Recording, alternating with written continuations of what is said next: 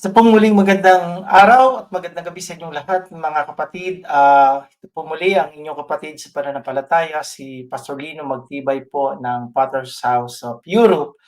At sa gabi pong ito ay patuloy natin o ipagpapatuloy po natin ang pag-aaral na atin pong ginagawa every Tuesday.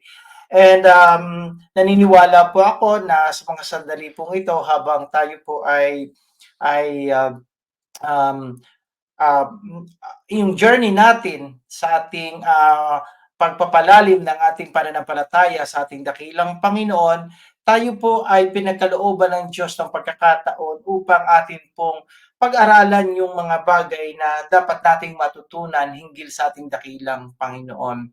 At ang layunin po nito ay upang magtumibay ang ating pong pananampalataya at gayon din po naman upang pag po tayo yung nagbahagi ng mabuting balita ng ating dakilang Panginoon sa iba, ay meron po tayong matatawag na matibay na pundasyon. At bago ko po simulan ng ating pong pagtatalakay, iniimbitahan ko po o inaanyayahan ko ang bawat isa na sabayan niyo po ako sa pananalangin upang nasa ganun ay ang banal na espiritu po ang mangusap sa ating pong kalagitnaan. At hayaan po nating ang ating pong puso at ang ating pong pandinig ay buksan ng ating dakilang Panginoon upang ating pong maunawaan ang kanyang mga salita. At manaming Diyos, kami po nagpapasalamat sa iyo sapagkat muli mo po kaming dinala sa pagkakataong ito upang amin pong pag-aralan at amin pong pangnilaya ng iyong mga salita, Panginoon. Panginoon, alam po namin, Panginoon, na ang karunungan ay nanggagaling lamang at nagmumula sa iyo, Panginoon. At kami po'y naniniwala na sa aming pong pagdulog sa iyo, Panginoon, ang nais po namin, Panginoon, ay ikaw ay masamba namin sa Espiritu at katotohanan. Panginoon, isinasamo po namin na buksan mo po, Panginoon, ang aming puso, bigyan mo po kami ng pagkaunawa sa iyong mga salita, Panginoon, at hayaan mo po, Panginoon, na ikaw po ang mangusap at ikaw ang magturo sa bawat isa sa amin. Amay, dinadalangin ko po, Panginoon, hawakan mo po, Panginoon, yung aming internet connection. Panginoon, hawakan mo po, Panginoon, ang aming recording na ito, Panginoon, upang nasa ganon ay may deliver po ng maayos yung pong mga salita mo, Panginoon. And Lord, override my preparation, O Lord God, and let only the words that glorify and magnify your name will become out, O Lord God, from my mouth and my lips, O Lord God. Ito po yung aking samot dalangin sa matamis na pangalan ng iyong anak na si Jesus, kasama ng Espiritu Santong naghahari ngayon at magpakailan at magpasawalang hanggang. Amen and Amen. Isa po muli, isang magandang gabi at ako po'y nagagalak na tayo po ay muling magkakasama sa platform na ito upang ating pong pag-aralan ang mabuting balita ng ating dakilang Panginoon. So, nung mga nakaraan pong mga Martes ay napapag-aralan po natin o merong mga series of topic po tayo na atin pong tinatalakay na and I believe that na ito po'y makakatulong sa atin upang mas lalong lumalim ang ating pananampalataya. Sabi nga po sa banal na kasulatan, be like the Bereans, because the Bereans, when they heard Paul preaching the gospel, they don't just only believe, but they scrutinize what Paul has preaching, mga kapatid. So, sa tulad po natin, it is our privilege na tayo po ay mag-aral ng kanyang mga salita sapagkat ito po ay napakahalaga sa kaulad po ng ating pananampalataya. So, ngayon po, naroon po tayo sa series na pinag-aaralan po natin, Who is God? At naroon na po tayo sa ika-6 na paksain natin at ang ating pong pamagat ng ating talakayin po ngayong gabing ito o ngayong araw na ito ay Jesus Christ, our Savior. Okay, so ito po yung ating talakayin. So sinasabi po dito, ang Panginoong Hesus ang ating tigapagligtas. So atin pong pasimulan ang ating pong pag-aaral at panalangin niyo rin po ako na sa ating pong pagtuturo ay hindi po yung kaalaman o yung kakayanan ng isang nagtuturo ang makita ninyo, kundi bagkus ang makita po ninyo yung karunungan at yung wisdom na galing po sa ating dakilang Panginoon. At yung sapatnubay po ng kanyang banal na Espiritu. So sabi po dito mga kapatid, sa John chapter 1 verse 1, in the beginning was the Word, and the Word was with God, and the Word was God. Yan po ang sabi dito. So, ito po ay nagpapatunay o sinasabi po sa Ebanghelyo ni Juan, Kapitulo 1, versikulo 1, nang pasimula siya ay salita at ang salita ay nasa Diyos, di ba? At ang salita ay Diyos. So sino po yung tinutukoy po dito? Ang ating pong Panginoong Hesukristo. And along the way ng ating pong pag-aaral ngayong gabing ito, mga kapatid, ay atin pong matutuklasan o atin pong matutunghayan kung bakit napakahalaga o bakit sinabi na si Hesukristo ang atin pong manunubos. Sabi pa rin po doon sa John chapter 1 verse 14, sabi po ay ganito, the Word became flesh and made His dwelling among us. We have seen His glory and the glory of the one and only Son who came from the Father, full of grace and truth. So in this verse ay sinasabi po dito na ang Panginoong Hesus ay nagkatawang tao. Siya yung nag-iisang gali at ang kaluwalhatian ng Diyos ay suma sa kanya. Sabi po, the Word became flesh and made His dwelling among us. We have seen His glory and the glory of the one and only Son who came from the Father, full of grace and truth. So, siya po yung anak ng Diyos. Sabi po dito sa Colossians chapter 1 verse 15, the Son is the image of the invisible God, the firstborn over all creation. So, mapapansin po natin dito na siya yung larawan ng Diyos na hindi nakikita. Siya yung panganay over all creation. Siya yung panganay sa lahat ng mga nilikha. So hindi po nangangahulugang si Kristo ay created being. No. But lahat ng bagay ay nalikha sa pamamagitan niya at nilikha para sa kanya. Sabi po dito, 2,000 years ago, a man appeared on the scenes of history. He was born in the world and grew up into manhood just like every other person. But this man was different from anyone else. He was no ordinary man. Okay? He was God Himself coming to the earth in human form. Sabi po doon, siya ay Diyos. Sabi, He was God Himself coming to the earth in human form. He was the Son of God. He was fully God. Sabi po doon, He was fully God and did not transform Himself to God. Sabi, Jesus came to earth as a real human being. Kaya alam po ninyo, pag pinag-aaralan po natin ito, dito po kasi, sa ating pananampalatayang Kristiyano, we believe that Christ is not just only a man or a God, He is fully human and fully God. Ngayon tatanong, paano daw mangyayari yon? Ayun nga po, ang tawag nga po natin yung mystery.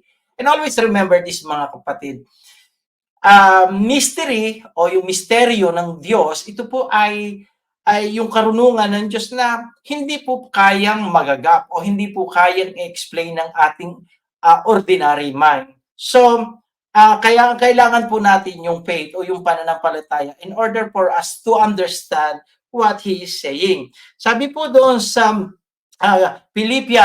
Colossians chapter 1 verse 19, sabi po ay ganito, for God was so pleased to have all His fullness dwell in Him. So, kita-kita po natin yung pagiging Diyos ni Hesukristo na ang Diyos ay nalulugod at yung pagka-Diyos ay nasa sa Kanya.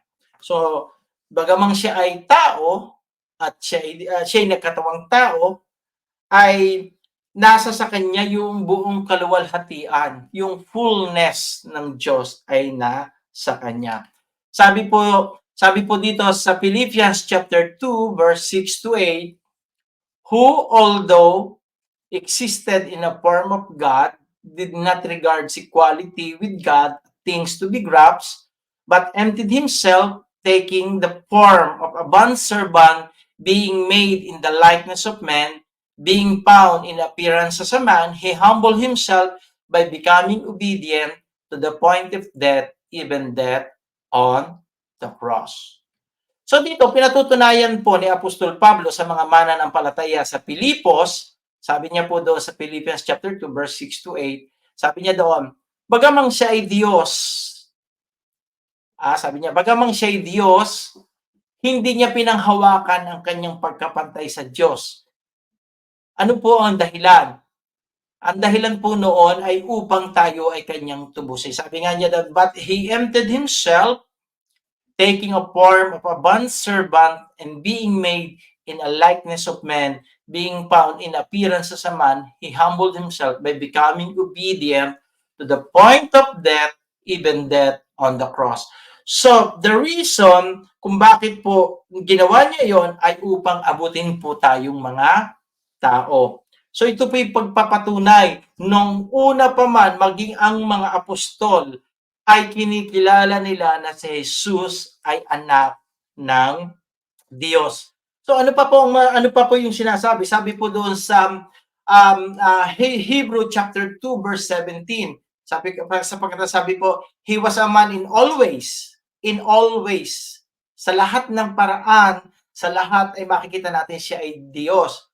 O siya ay tao, subalit siya yung taong walang kasalanan. Sabi po doon sa Hebrew chapter 2 verse 17, therefore, he had to made like his brethren in all things. Pansinin po ninyo.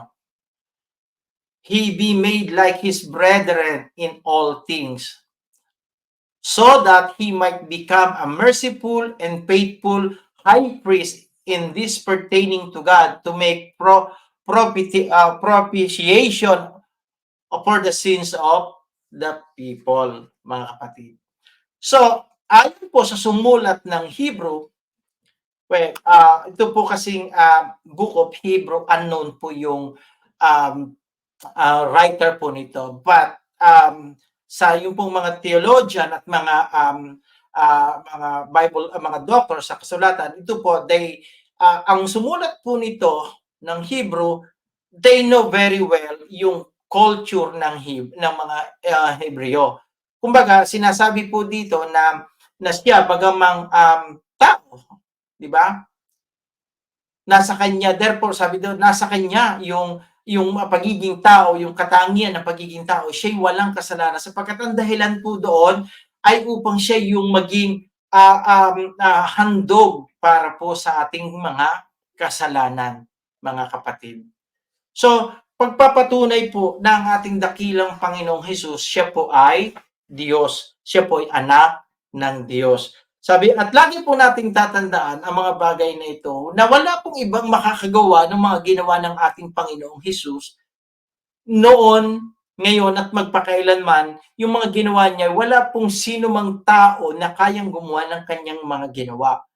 Sapagkat siya lamang po ang makakagawa. No? Maaaring yung iba ay makagawa, pero hindi niya kayang gawin yung lahat ng bagay na ginawa ng ating dakilang Panginoon. Sabi po dito sa Hebrew chapter 5 verse 15, sabi po doon, for we do not have high priest who cannot sympathize with our weakness, but the one who has been tempted in all things as we are, yet without sin. No one man in the history or in the present age or in the coming age na walang kasalanan. Only Jesus, because He is God, and He is a fully God and a fully man. But the difference between yung pagiging tao niya sa pagiging tao po natin, siya po ay walang kasalanan. Hindi po siya nagkaroon ng anumang bahid na kasalanan. Kaya marapat lamang po na siya yung tawaging tagapagligtas o siya yung naging karapat-dapat na tagapagligtas po nating mga tao. Sabi po dito, tunghayan po natin, when Jesus was on earth, He worked miracles, partly to show that He is the Son of God and also reveal His power and love. There are 4 things we can remember about Jesus. Number one, His love as the healed, sabi niya, His love as He healed the sick. Okay? His holiness as He lived His sinless life through attempted in all aspect of His earthly life. So I remember when Jesus, after he nag-prayer po siya, prayer and fasting for 40 days in the wilderness, and being meron po siyang laman, nakaramdam po siya, mga kapatid, ng pagkagutom, di ba? And after na makapag-ayuno po siya, ay dumating po yung pagtukso sa kanya ng Diablo. At sabi ng Diablo sa kanya, kung ikaw ay anak ng Diyos, gawin mong tinapan ang mga batong ito upang tayo ay makakain. Alam niyo po ba, ang isang tao kapag po nakaramdam ng gutom ay nakakapag-compromise, mga kapatid.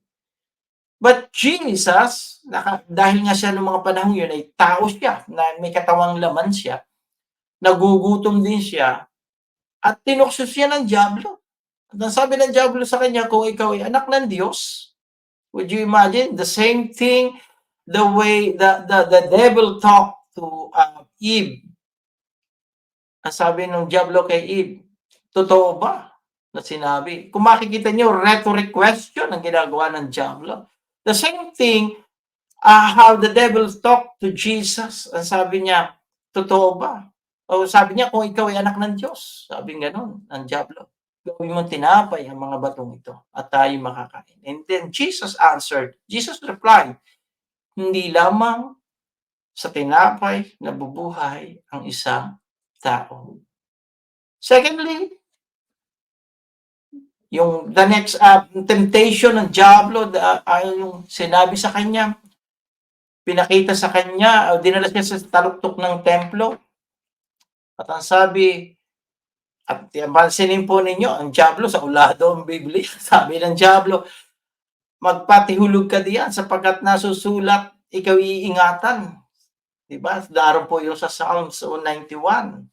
Diba? Alam ng Diablo yun. Pero sabi ni Jesus, huwag mong subukin ang Panginoon mong Diyos. And the third, sabi ng Diablo, pinakita sa kanya ang lahat ng kayamanan sa babaw ng lupa. Sabi ng Diablo, ibibigay ko ang lahat ng yan, lumuhod ka lang sa akin, sambahin mo po. Sabi ng Panginoong Hesus sa Diablo, lumayo ka sa akin, Satanas, sabi niya. Sapagkat nasusulat na wala kang ibang sasambahin maliban sa Panginoon mong Diyos. At mapapansin natin na salita ng Panginoong Hesus, nandoon yung kanyang authority over Satan. And the Satan ay lumayo. At siya pinaglingkuran. And that is, he's showing his holiness. He's showing that he is the one na meron siya kapangyarihan or even over the devil, mga kapatid. Number 3, sabi dito, his power as he performed great miracle. So, ang dami pong ginawang miracle ng ating dakilang Panginoon, di ba? Mapapansin natin. And mabibilang natin sa Biblia, makikita natin there is a countless number of miracles that Christ has done and did and performed during His earthly ministry, mga kapatid. But remember this, sa atin na nanonood at nakikinig ng pag-aaral na ito. Have you experienced the power of Christ in you? Tatanong, Pastor, ano ba yung, paano ko ba malalaman yung power ng Panginoon? Remember this. The power of Christ in us when we have a transformed lives. Remember this. Kapag alam natin na ang Panginoon ay nasa sa atin at ang kanyang kapangyarihan ay nasa, ang kapangyarihan ng Panginoon ay kumikilos sa atin, we can have a transformed life. That is the great miracle na nangyayari sa buhay po natin. If we have a transformed life. If we profess Christ as our Lord and our Savior, we need to have that manifestation in our lives. We need to have a transformed lives, mga kapatid. Number 4, His righteousness as He dealt with sin. I remember this when when the Pharisees and the Sadducees and the scribe bring a woman caught, sabi nila, caught in adultery, and they bring it to Jesus, and they ask Jesus, according to the law of Moses, if someone caught in adultery, ang hatol doon ni Moses, they need to put in death, di ba? By throwing stone. So they bring it to Jesus, and then Jesus, instead na umimik, umupo siya at sumulat siya sa lupa at sabi niya, those who have not seen cast the first stone. Tingnan niyo sabi. Sino mang walang kasalanan ang siya unang bumato. And those people who bring that adulterous woman to Jesus, isa-isang nawala at umalis, mga kapatid. And he never also condemned that woman, but rather he gave and he showed his mercy. And what Jesus did was, he said to the woman, go and sin no more. And that is the character of Christ, mga kapatid. So, sabi dito, kaya tandaan po natin yung apat na yan. So why Jesus came to earth? So, bakit ba naparito si Jesus? So, this is a very obvious question sa ating mga mananampalataya. But this question is very important to understand, para na sa ganun, ay yung mga babahagi na natin ng kanyang mga salita ay mabigay natin ito. This is a very, kumbaga, itong question ito napakahalaga na masagot natin. So why Jesus came to earth? Bakit ba naparito si Jesus sa lupa? Sabi niya, to seek and save the lost. To seek and save the lost. Para hanapin at iligtas ang mga nawawala. Sabi po doon sa Luke chapter 19 verse 10, for the Son of Man has come to seek and to save that which was lost. When man sin against God, nawala po tayo sa biyaya ng Diyos. When man sin against God, we lost our connection to our God. Because the very character of God, He is holy. At hindi pwedeng makasama niya yung hindi holy. Kaya nung magkasala po tayo, nawala tayo doon sa presensya niya. But because God loves us, He sent His Son. And the reason why Christ come here is to seek and save the lost. And every one of us, when we sin against God, we are lost. Tayo po ay nawawala. Sabi rin dito, John 3 verse 17, for God, this is the very reason of God the Father. For God did not send the Son into the world to judge the world, but that the world might be saved through Him. Ito po. Maganda po itong mapag-aralan natin. Sabi dito, the very reason ay upang maligtas po tayo sa pamamagitan ng kanyang anak na si Jesus. Mamaya po tatalakayin ko po sa inyo bakit si Jesus lamang yung daan. Wala pong ibang daan. Hindi po katulad ng sinasabi ng iba na maraming mga daan. No, there is only one way, and that way is Jesus. So tayo namang mga mananampalataya dito, hindi natin po pwedeng dagdagan kung ano yung ginawa ng Panginoon sa krus. Kasi finished work of Christ na po yun eh.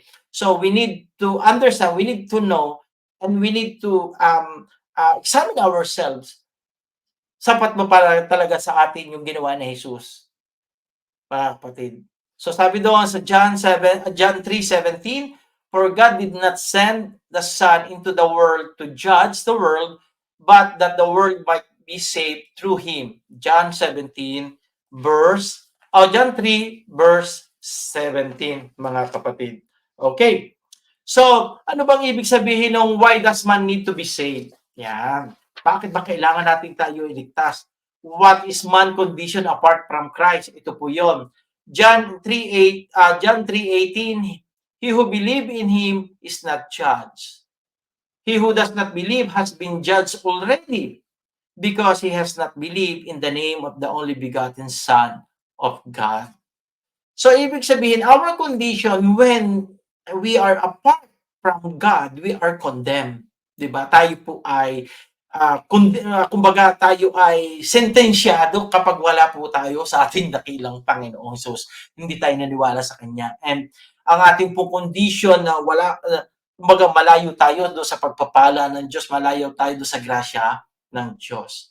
Sabi rin po dito, mga kapatid, Romans chapter 3, verse 23, for all have sinned and fall short of the glory of God. So tayo pong lahat ay nung magkasala sa Panginoong Diyos, tayo po ay nawala. Tayo po ay nawala sa kanyang biyaya. At ako po'y naniniwala na tayo pong lahat ay makasalanan. No one of us here can claim that na wala kang kasalanan, mga kapatid. Kasi sa sinapupunan pa lamang ng ating magulang ay may kasalanan na tayo. Sabi nga ni Haring David sa Psalms 51, 'di ba? Sa kasalanan ipinaglihi tayo ng ating ina. In my womb, 'di ba? Sabi ni David, 'di ba? David recognized that when he was in the womb of his mother, he knows and he understands that meron na siyang kasalanan, 'di ba? So katulad po natin na tayo naririto, tayo po lahat ay makasalanan at tayo po ay sabi po do sa Romans 3:23, for all have sinned and fall short of the glory of God. Now, sabi po doon sa Romans chapter 6:23, this is the very, ito po yung nakakatakot, for the wages of sin is death, but the free gift of God is eternal life in Christ Jesus our Lord. Pansinin po natin yon. Dahil yung kasalanan po natin, tayo po ay walang pagsalang mamamatay. Yung pong kamatayan tinutukoy po dito, mga kapatid, hindi po yung kamatayan ng ating katawang laman. Sapagkat wala pong tao na narito sa ibabaw ng lupa na mananatili dito, mga kapatid. Kahit para abutin ka ng 100 taon. Ako po may mga kakilala na talagang dito sa lugar po namin, na kung saan po ako naroroon sa buong mundo, dito po merong pinakamahahaba ang buhay. But still, kahit po umaabot yung buhay ng, sabihin natin, more than 100 years old, still, mamamatay pa rin po, mga kapatid. But yung po tinutukoy ditong the wages of sin is death. That is the eternal separation from grace of God. Yung pag namatay tayo, yung ating kaluluwa, tayo po ay mahihiwalay sa presensya ng Diyos. Di ba? Subalit, sabi doon, but the free gift of God, free po yun. Free gift of God is eternal life in Christ Jesus. So yun po yung para magkaroon po tayo ng buhay na walang hanggan sa pamamagitan lamang po ng ating dakilang Panginoong Hesukristo. So what did Jesus do to bring condemnment to God? Anong ginawa ni Jesus para yung mga taong na condemn o yung sentensyado na tulad natin ay maibalik niya sa Diyos? Sabi po dito, 1 Peter 3:18, for Christ also died for sins once for all, the just for the unjust, so that he might be bring us to God, having been put to death in the flesh, but made alive in the Spirit. Sabi po ni Apostol Pedro, sa kanya pong sulat sa Kapitulo 3:18, sabi niya, for Christ who also died for our sins once for all, for the just, para sa matuwid at sa hindi matuwid, so that he might bring us to God, having put the death in the flesh, but made alive in the Spirit. Alam po ninyo, 10 days from now, we are going to celebrate the resurrection of Christ. We've been celebrating this every year. But always remember this, mga kapatid, that we celebrating this to declare the victory of Christ over death, mga kapatid. And that is the very foundation of our faith. Kasi kung hindi po nabuhay si Jesus sa mga patay, useless po itong ginagawa natin to. But He is the only leader in all other religion in this world that after He died, He rose again after 3 days. And He is the only one in the all manner of history na nakagawa po noon, mga kapatid. Kaya po siya wala pong iba tayong pwedeng panghawakan maliban sa kanya kasi He is the one who conquered death. Sabi nga po sa banal na kasulatan, "O death, where is your sting?" 'Di ba? Nasaan o kamatayan? Nasaan ang iyong kamandag? Wala na po yung kamandag ng kamatayan sa mga taong tulad po natin. Kaya nga po sabi, kapag si Jesus ay tinanggap natin sa ating buhay, mga kapatid, ay tayo po ay may buhay na walang hanggan. Meron po tayong assurance of salvation, mga kapatid.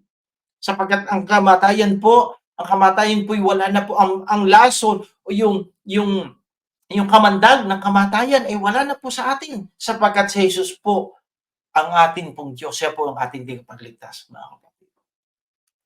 Sabi po dito, can anything be added to Christ?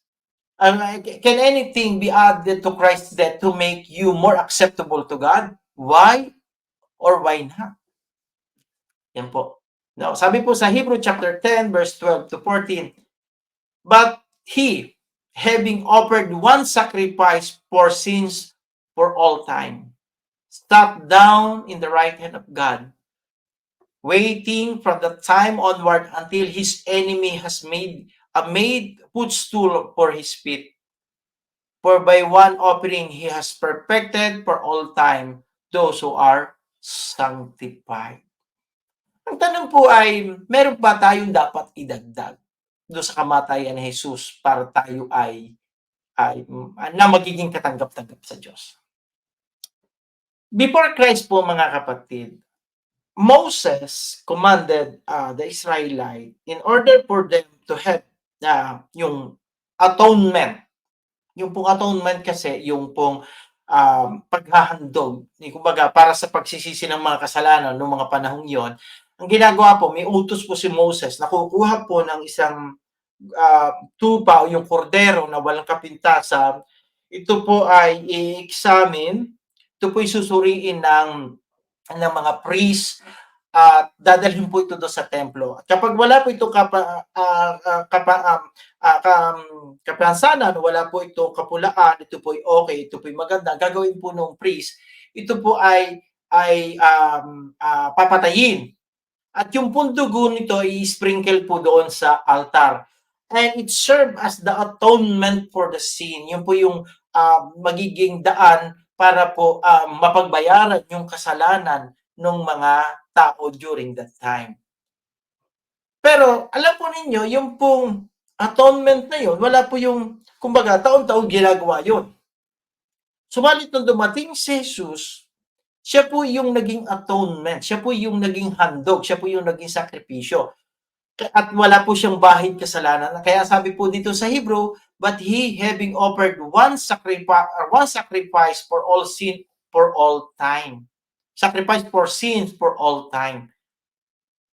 So, yung pong ginawa ni Jesus ay tapos na. Kaya sabi po niya doon, when He was on the cross, one of the word before He let His Spirit be in the hand of God, sabi niya, tetelestai, it is a Greek word which means that it is finished. Wala po tayong dapat idagdag. Kaya tayo po, alam nyo, yung mga sakripisyong ginagawa po natin, yung sabihin natin, sorry, ano po, I'm not wala po kong tinutulig siya, but this is, gusto ko lang pong i-remind tayo, mga kapatid, na yung pong pipinitensya para sa ating katawan, yung tinatawag na penance, yung paglalatig, di ba? Yung sa bansa natin, sa Pilipinas, meron pa tayong nakikitang ganon. And somewhere around in the Philippines, meron din po doon mga nagpapapako sa krus because sabi nila, gusto nilang pagsisihan ng kanilang mga kasalanan. Alam niyo mga kapatid, honestly, this is my personal opinion, iniinsulto natin ang Diyos sa bagay na iyon. Bakit? Kasi yung ginawa ni Jesus ay sapat para po sa ating kaligtasan. So why we need to let our body na masaktan tayo? God, napakasimple nung ginawa, pinagagawa sa atin ng Panginoon, and that is repent. We need to have repentance. Kailangan natin magsisi ng kasalanan natin sapagkat yung ginawa ng Panginoong Hesus ay sapat, mga kapatid. Hindi natin kailangan saktan yung ating katawan. Sapagkat sabi nga, yung katawan natin, yung templo ng Espiritu Santo, mga kapatid. Di ba? Kaya wala po tayong dapat idagdag doon sa ginawa ng ating dakilang Panginoon. Ngayon, sasabihin na, kailangan mo sumama sa relihiyon para ikimaligtas. Sandali lang po, wala akong nakita po sa Biblia na kailangan mo sumama sa relihiyon para ikimaligtas. Para po tayo maligtas, tanggapin natin si Jesus. Nasa sa relihiyon ka nga. Ang buhay mo naman hindi na bago. Hindi mo naman tinanggap si Jesus. Di ba, mga kapatid? Anong halaga meron yung relihiyon mo? Di ba? May relihiyon ka pero wala ka namang Kristo. Di ba? Mga kapatid? Para yung mga kakilala po, abang ng abang sila sa second coming of Christ. Abang ng abang sila. Ang problema yung ganito, ang tanong lamang, kung inaabangan mo yung pagbabalik ng Panginoon, kasama ka kaya niya? Yung maging katulad tayo ng matalinong mga babae doon sa Biblia na sabi ng Panginoon, may mga ilawan sila, nilagyan nila ng langis. Baka tayo may ilawan pero wala naman langis. Mga kapatid. Papatuloy po tayo mga kapatid. So, sunod, to give His life as a ransom to buy us back. So, yan po yung padalawa, the reason why Jesus came to earth. Yung una po, to seek and save the lost. Letter B, to give life as a ransom or ransom to buy us back. Sabi po dito, Matthew 20:28, just as the Son of Man did not come to be served, but to serve and to give His life as a ransom for many. Bakit po sinabi many at hindi po all? Kasi hindi po lahat itumanggap eh. But anyway, ang dalangin po, sabi po ng banal na kasulatan, ang nais ng Diyos ay ang lahat ay maligtas. Yun po ang nais ng Diyos. But God also let the free will of man. But ngayon po, sabi dito, to give His life as a ransom to buy us back. Matthew 20:28, just as the Son of Man did not come to be served, but to serve and to give His life as a ransom for many. Okay. Titus chapter 2 verse 13 to 14. Looking for the blessed hope and appearing of the glory of our great God and Savior, Jesus Christ, who gave Himself for us to redeem us from every lawless deed and to purify for Himself a people for His own possession, zealous for good deeds. So this letter was addressed to Tito. Kay Tito po ito in-address. So Tito, one of the disciple of Paul, sabi nga niya, sinasabi niya dito na yung pagbabalik ng ating dakilang Panginoon, 'di ba? Na siya yung naging kabayaran ng ating mga kasalanan. Sabi niya dito, kita ninyo yung declaration dito ni Apostol Pablo. Sabi niya, looking for the blessed hope and the appearing of the glory of our great God and Savior, Jesus Christ, who gave Himself for us to redeem us from every lawless deed and to purify for Himself a people to be His own possession, zealous for good deeds, mga kapatid. So ito po ang nais ng Diyos. Nais na Jesus, tayo ay tupusin. Now, ano bang ibig sabihin noong redemption? Redemption means buying back o bibilhin muli. So naririnig po natin to o kalimitan, naririnig po natin tong word na redemption o redeem pag po tayo ay naroon sa mga pawn shop, 'di ba? Pag may sinangla tayo, kailangan nating tubusin, 'di ba? But because tayo po ay nakasala, napasangla ang ating kaluluwa sa diablo, 'di ba? So we need, kailangan nating tubusin muli. Kailangan tubusin muli ang ating kaluluwa. Kasi para sa Diyos, tayo ay mahalaga. Mahalagang nilikha tayo ng Diyos eh, di ba? Tayo po yung nilikha ng Diyos na wangis ng kanyang larawan. Kaya ang nais ng Diyos tayo ay makuha niya muli at yung ginawa niya sa pamamagitan ng ating dakilang Panginoong Hesukristo. Sabi po dito, 1 Corinthians 6:20, for you have been bought with a price, therefore glorify God in your body. Yung salvation po natin ay hindi mahal. Hindi po mura. Kasi po ito binayaran ng dugo at buhay ng ating Panginoong Hesukristo. In our country, as far as I know, nai-enjoy po natin yung kalayaang meron tayo ngayon sa bansa natin because our heroes, our forefather fight for our independence. At binayaran po nila ng mahal yun in order for us to have liberty and freedom na meron tayo ngayon, mga kapatid. And that is the same thing that Jesus did on the cross. He let himself die in the cross. A very painful and humiliating sentence of death. Yung ikaw ay nandoon ka, nakabayubay ka sa krus, mga kapatid. Kaya naman sabi dito ni Apostol Pablo, alam niyo sinulatan niya dito yung mga taga-Korinto, yung mga mananampalataya sa Korinto kasi po very fleshly, masyadong makalaman yung mananampalataya doon sa Korinto. Kaya sabi nila, therefore glorify God in your body. Ibig sabihin niya, alagaan niyo yung sarili ninyo. I-glorify niyo yung Diyos sa pamamagitan ninyong katawan. Diba? At inire-remind ni Apostol Pablo na hindi mura. It is not cheap. Diba? Yung kamatayan ni Kristo sa krus. Okay, letter C, to destroy the work of Satan's in our lives. That is another thing na kung bakit, that is another reason why Jesus came to earth, to destroy the work of Satan's in our lives. Sabi po dito, 1 John 3:8, the one who practices sin is the devil. For the devil has sinned from the beginning. The Son appeared for his purpose to destroy the work of the devil. Ang diablo, mga kapatid, sa pasimula pa lamang ay nagkasala at ang nais niya tayo sirain. At ang layunin ng diablo, ang practice ng diablo ay kasalanan.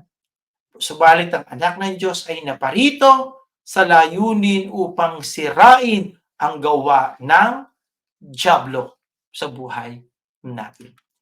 Sabi po sa John 10:10, the thief comes only to steal and to kill and destroy. This is Jesus who is speaking. And it was recorded by John, the writer of the Gospel of John. He said, the thief comes only to steal, and kill, and destroy. I came that you may have life and have it abundantly. And this is Jesus. Naparito ako upang bigyan kayo ng buhay at ng kasaganaan nito. Amen. Purihin ang Diyos. Napakaganda po nito. Ang sabi niya dito, ang magnanakaw, which is the devil, ay naparito upang magnakaw, pumatay at sumira. Ako'y naparito upang bigyan kayo ng buhay at ng kasaganaan nito, mga kapatid. Sa buhay po natin, sa kasalukuyan, tingnan po natin if we enjoying an abundant life. Pastor, hirap na hirap nga ako sa buhay eh. Kaya ako na may mananampalataya. We need to revisit our lives. Always remember this, yung pong abundant life ay hindi lamang po nasusukat about those material things that we have. It is measured how much we entrusted our lives in Christ, mga kapatid. At nasusukat din po ito kung gaano yung ating pananampalataya sa Kanya. Okay? Sabi po doon sa Colossians chapter 3, chapter 1, verse 13, for He rescued us from the domain of darkness and transferred us to the kingdom of His beloved Son.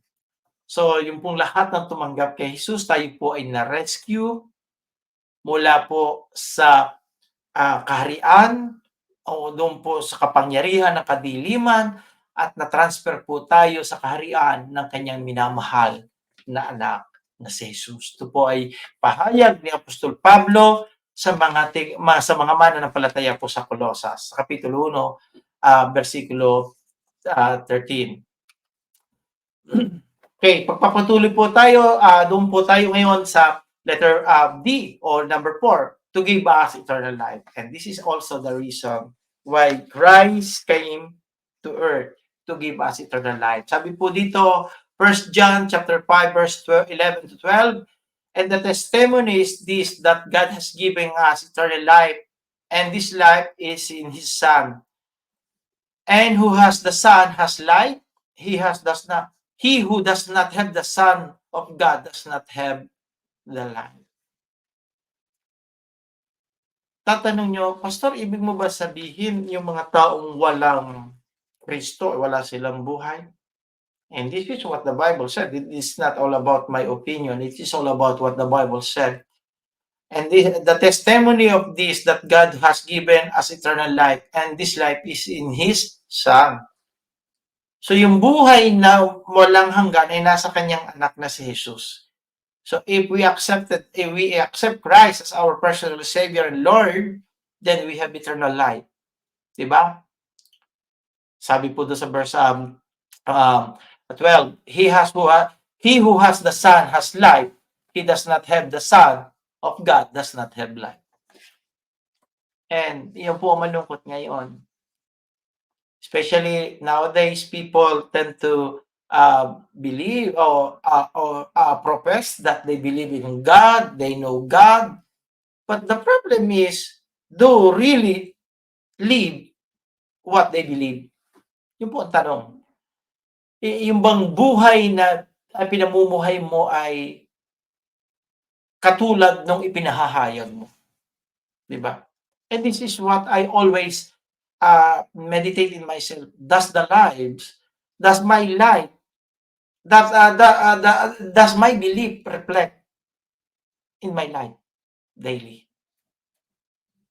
Mga kapatid. John 3:16, for God so loved the world that He gave His only begotten Son, that whoever believes in Him shall not perish but have eternal life.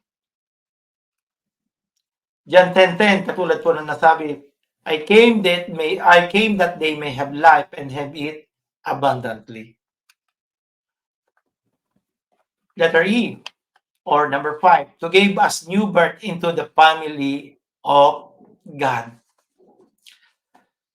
I remember when Jesus have a one-on-one conversation with Nicodemus at napag-usapan po nila itong salitang ito, new birth. Sabi ni Nicodemus, how come na isang tao matanda ni makapapasok sa sinapupunan ng kanyang ina upang ipanganak ng muli? Diba? Sabi po doon sa John verse 1:12, but as many as received Him, to them He gave the right to become children of God, even those who believe in His name.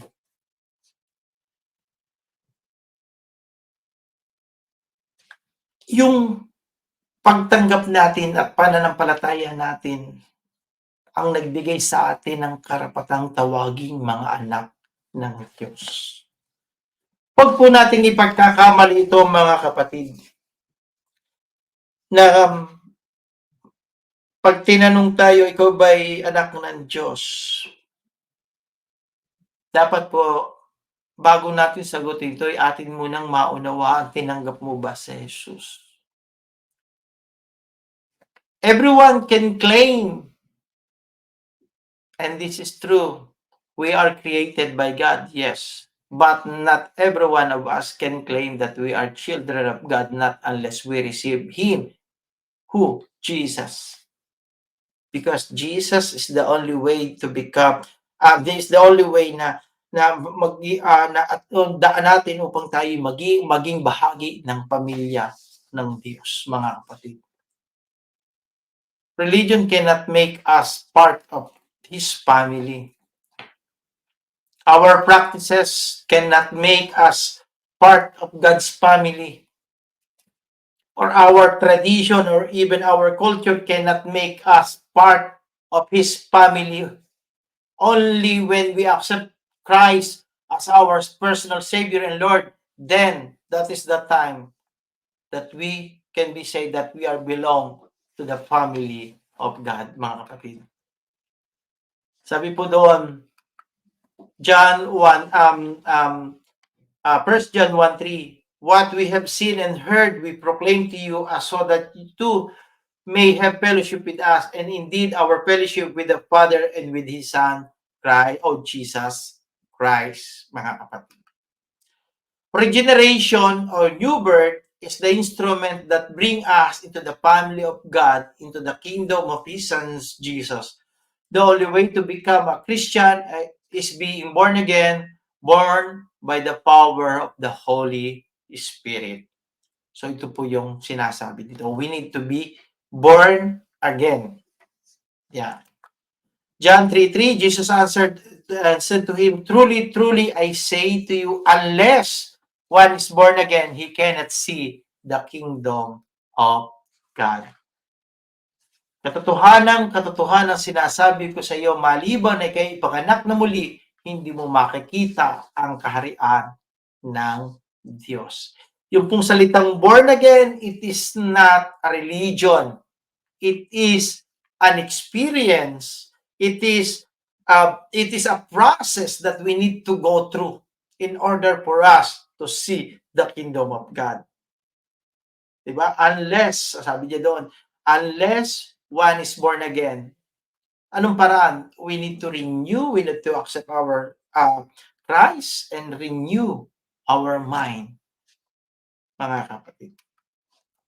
And last, to reconcile us and restore us our fellowship with God the Father. Ang layunin niya ay upang tayo ipagkasundo at maibalik ang ating fellowship, yung ating pakikitungo sa ating dakilang Panginoong Ama. Sabi po dito, Romans chapter 5 verse 10, for it while we are enemies, we are reconciled to God through the death of His Son. Much more, having been reconciled, we shall be saved by His life. Ang makakapag-reconcile lamang po sa atin ay ang ating Panginoong Hesus, sa pamamagitan ng kanyang kamatay muli tayo na ipagkasundo. Sabi ng Panginoong Hesus when He was on the cross, Ama, forgive them, Father, forgive them, for they don't know what they are doing. Sapagkat hindi natin alam ang ating mga ginagawa, kaya naman si Jesus ay namagitan at siya ang humingi ng tawad para sa atin at nasabi niya sa Ama, Ama, patawarin mo sila sapagkat hindi nila nalalaman ang kanilang ginagawa. Sino sila yon? Tayo na makasalanan, mga kapatid. Kaya nga sabi doon ni Apostol Pablo, binigyan din niya ito sa Romans 5 verse 10, for it while we are enemies, we are reconciled to God through the death of His Son. Kaya alam niyo, mga kapatid, when tayo ay umuwi na o tayo naroon na sa kaharian ng Diyos, hindi ang titingnan sa atin kung ano yung ginawa natin, hindi titingnan kung ano yung mga tayo ba ay nag-serve o tayo ba ay tumulong sa kapwa. Ang titingnan ng Diyos ay, do we have the blood of Christ on us? Nasa atin ba yung dugo ni Kristo? Sapagkat ang titingnan niya yung dugo ni Kristo, yung maglilinis, ang naglilinis po sa atin, at ang makikita yung dugo ng kordero na nasa sa atin. Hindi titingnan ng Diyos kung sino tayo noong nakaraan. Ang titingnan ng Diyos, do you have the blood of Christ? I remember in Exodus, alam niyo nung dumaan ang angel of death doon sa Egypt, lahat ng mayroong dugo ng kordero doon sa hamba ng pinto ay lumampas yung kamatayan. Same thing sa atin, mga kapatid, if we have the blood of Christ, yung kamatayan hindi darating sa atin, yung kamatayan ng ating espiritu hindi darating sa atin, kundi bagkus inililipat tayo sa buhay na walang hanggan. And only Christ did that, not the religion, mga kapatid. Jesus is the only way to God. Sabi po dito, John 14:6, Jesus said to him, I am the way, the truth, and the life. No one comes to the Father but through me. May nagsasabi na marami daw na lahat daw ng dahil patungo sa Diyos. No. There is only one way, and that way is Jesus. Tanong, Pastor, paano po yung mga tao na hindi naman nakakakilala sa ating Panginoong Hesus? Tandaan po natin, Diyos ang nakakaalam sa bagay na yon. Pero tayo bilang mananampalataya ng ating Panginoong Hesus, kaya po ang ating pong mission, ang ating mission statement, sabi po doon sa Matthew chapter 28, 18 to 20, all authorities in heaven and earth was given to me, and go therefore and make disciples, baptizing them in the name of the Father and the Son and the Holy Spirit, teaching them to obey all that I commanded you. And lo, I am with you till the end of the ages. And that is the reason why God commanded us to make disciple, because God want every soul ay maligtas, mga kapatid. And it is our obligation as a Christian, our obligation as the servant of God to go and make disciple, mga kapatid. And this what we are doing, it is a part of our training to disciple people, mga kapatid. Kasi sabi doon, teaching them to obey all that I commanded you. And how come that you go mag-mission ka without properly knowing these things, mga kapatid? Kaya nga po tayo tinuturuan ng ganito upang may paliwanag natin ito, upang may pakita natin sa kanila na kung sakali may magsabi, no, merong ibang daan. No, there is only one way, and that way is Jesus. Sabi po dito, there is only one way to God, and that is through Jesus. This is the gospel message. Sabi Genesis 1:26, then God said, let us make man in our image according to the likeness, and let rule over the fish in the sea, and over the birds of the skies, and over the cattle, and all over the earth, and every creeping things that creeps on earth. Sabi diyan, pansinin po ninyo, tayo ay yung pong diagram po natin, kita natin yung Diyos, yung tao, ang kaugnayan po nila ay hindi napuputol.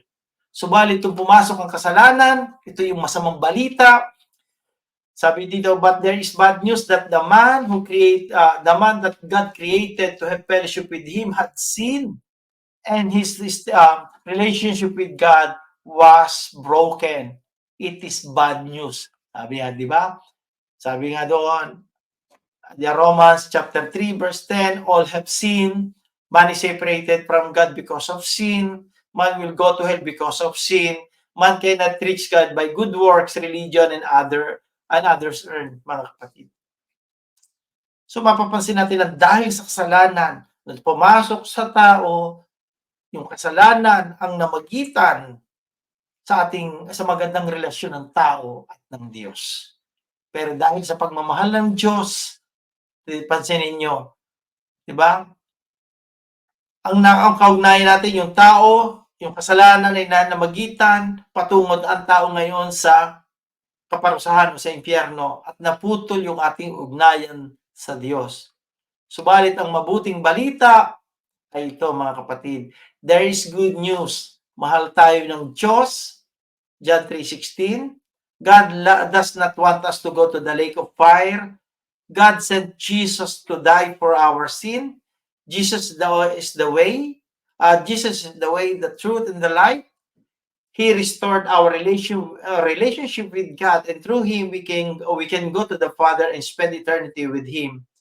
Jesus is the gospel. He is our salvation. So yung pong gospel, ibig sabihin po good news, ha? Jesus is knocking at the door of your heart. Sabi po dito, we need to repent.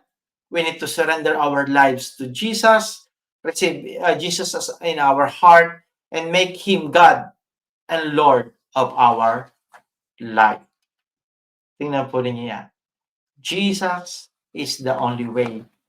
He is our Savior, mga kapatid. Siya yung ating Diyos, siya yung ating tagapagligtas, mga kapatid. At walang iba. Walang iba, mga kapatid. Hindi yung mabuting gawa na meron tayo. Huwag nating ipagkakamali na kaya tayo gumagawa ng mabuti dahil nais nating maligtas. Hindi. Ang paggawa ng mabuti, ito ay bunga ng ating kaligtasan. Tandaan po natin sa Biblia, si Zaccheo, nung ginalaw siya ng Panginoon sa kanilang tahanan at magkaroon siya ng intimate moment with Christ, hindi sinabihan siya na, ipamigay mo sa dukha ang iyong mga tinatangkilik. Hindi siya sinabihan ng Panginoon, kundi bagkos ito'y ginawa ni Zaccheo sapagkat naranasan niya yung presensya ng Panginoon sa kanyang buhay at kanyang mas pinahalagahan yung presensyang yun kaysa sa mga bagay na kanyang tinatangkilik. At siya'y tumayo sa paghapon at ang sinabi niya, pinamigay niya yung kanyang salapi sa mga dukha. Ito'y mabuting gawa. Diba, mga kapatid? It is a fruit of His salvation, mga kapatid. Same thing for us. The good things that we are doing right now, it is not the way for us to be saved. No, it is not. But it is the fruit na tayo po ay ligtas. Now, if we are not yet doing good things, we need to examine ourselves. Baka naman talaga hindi pa tayo born again, mga kapatid. So mga kapatid, hoping na sa ating pong pakapag-aral na ito ay meron po tayong natutunan at muli po ay pinagpapasalamat ko sa Panginoong Diyos na tayo po ay nagkasama-sama sa pamamagitan ng platform na ito upang ating pong pag-aralan ang kanyang mga salita.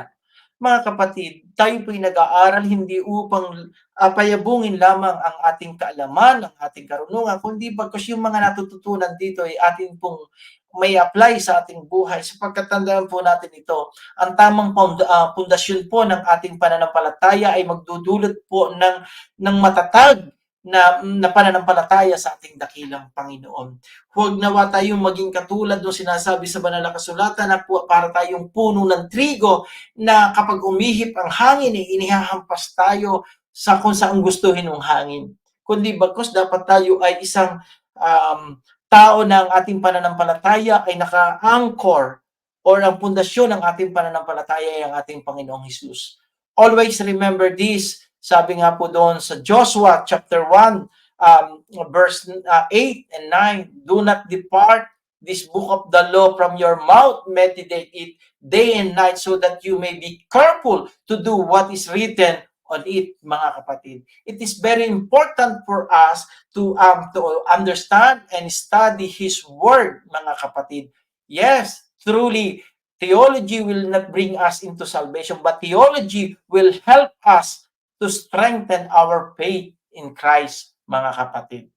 Kaya po, na maraming salamat po at nabigyan po muli tayo ng pagkakataon na tayo po'y magkatiipon, magkasama po tayo sa ganito pong platform upang ating pong pag-aralan ang kanyang mga salita.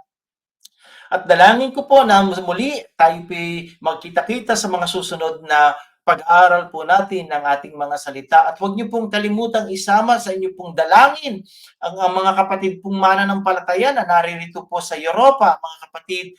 At ang ating pong gawain ay nagsimula na po dito at ako pong hinihingi sa inyo na isama niyo po palagi ang inyong lingkod, 10 po ng ating mga kapatid na mga mananampalataya dito na maging masigla upang nasa ganon ay maihatid po natin at madala po natin ang mga salita ng Diyos sa mga taong wala pang pagkakilala o yung mga tao na nakakilala nga subalit nagkakaroon ng panghihina, mga kapatid. At muli po, hayaan niyo pong tapusin natin yung pag-aaral na ito sa isa pong maikling panalangin.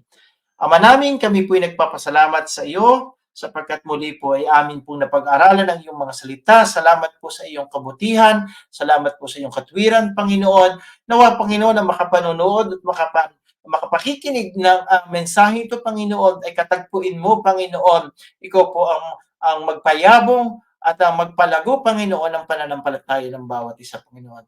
Itinataas po namin ang papurit parangal sa iyong pangalan, sa pangalan ng iyong anak na si Jesus na aming tagapagligtas. Amen and Amen. Maraming salamat po, mga kapatid, hanggang sa muli po ng ating pagsasama. Ito po ang inyong lingkod, si Pastor Lino Magtibay ng Potter's House of Europe. Maraming salamat po.